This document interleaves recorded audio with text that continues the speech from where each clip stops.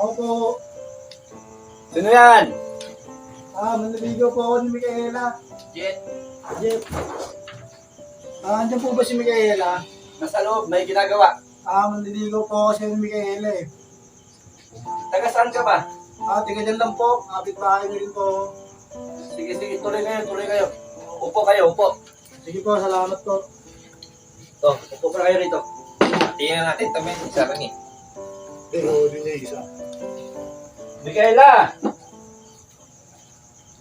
Maganda si Micaela. Maganda yun. Mga matama.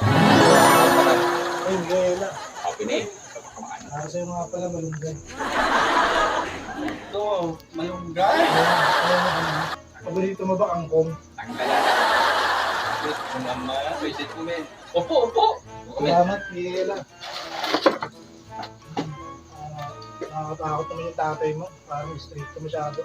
Ay, wala yan. Wala problema dyan ang kumbala niya kay tatay. Mabait naman yan eh. Ano, ang ganda ni Micaela man. Okay, amen. Hindi mo na kami kung bahala dyan.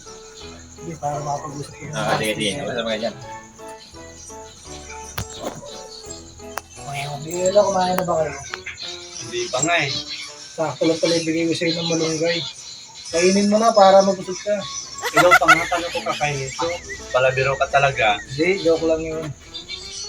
Mamasyal naman tayo minsan sa sementeryo. Bakit kung pa ka sa cemetery? Ang ganda doon kasi tahimik dun eh.